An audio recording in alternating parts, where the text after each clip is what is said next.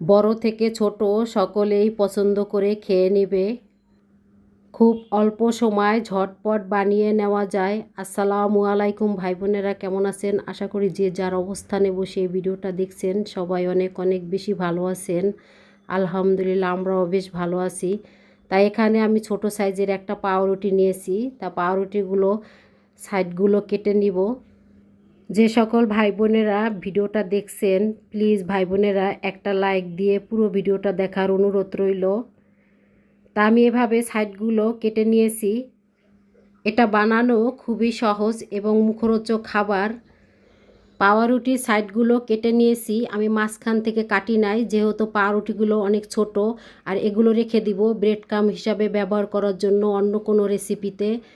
কড়াইতে আমি সয়াবিন তেল দিয়ে দিলাম, তাই তেলের পরিমাণটা একটু বেশি হতে হবে, এতে করে পাউরুটিগুলো ভাজা ক্রিস্পি হবে। তাই এখানে আমি পাউরুটিগুলো একটা একটা করে দিয়ে দিচ্ছি।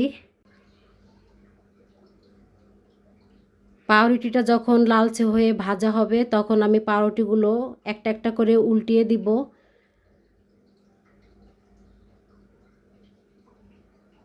পুড়ে গেলে দেখতে ভালো লাগবে না, ঠিক এরকম করে পাউরুটিগুলো ভেজে নিতে হবে। তা আমি সব পাউরুটিগুলো এভাবেই ভেজে নিয়েছি।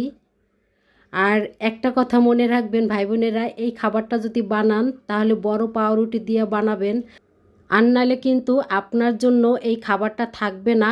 আমার সাথেও সেম এরকমটাই হয়েছে।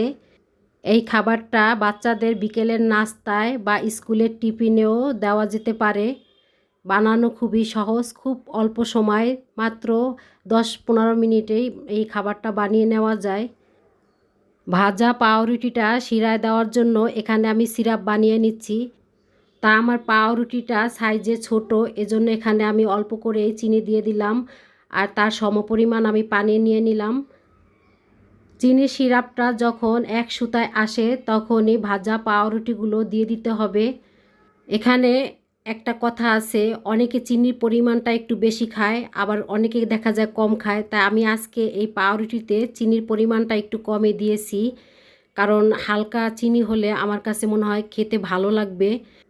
অত বেশি চিনিটা এখানে আমি ব্যবহার করি নাই, চিনিটা যে যার পছন্দ মতন দিয়ে নেবেন।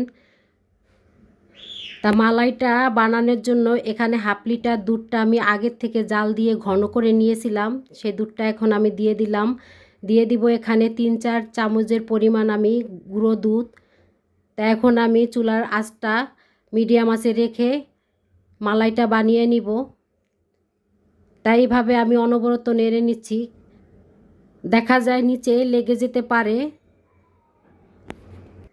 যদি আমার এই রেসিপিটির কোনো অংশ একটু ভালো লেগে থাকে আর এভাবে নিত্য নতুন রেসিপি দেখার জন্য আমার চ্যানেলটি সাবস্ক্রাইব করে আমার পাশে থেকে যেতে পারেন। আমি এখানে 2 চামচ পরিমাণ চিনি দিয়ে দিলাম, এতে করে মালাইটা খেতে ভালো লাগবে। মালাইটা রান্না কমপ্লিট হয়ে গেছে, এখন আমি চুলা থেকে নামিয়ে নিব। আর ঠান্ডা হয়ে গেলে দেখা যায় আরও ঘন হয়ে যাবে। এখন আমি টোস্টের উপরে মালাইটা দিয়ে দিব। তাই এইভাবে আমি চামচের সাহায্যে মালাইটা দিয়ে দিলাম। তা সবগুলো টোস্টের উপরেই এভাবে আমি দিয়ে নিয়েছি। মাশাআল্লাহ, দেখতেও যেরকম সুন্দর, খেতেও সেই স্বাদ। এভাবে একবার হলো বাসায় বানিয়ে খেয়ে দেখবেন। যে সকল ভাই বোনেরা এইভাবে নাস্তা কখনো বানিয়ে খান নাই, একবার হলো এভাবে বানিয়ে খেয়ে দেখবেন। তা আজকের মতন এ পর্যন্ত, আবার দেখা হবে নতুন একটা রেসিপি।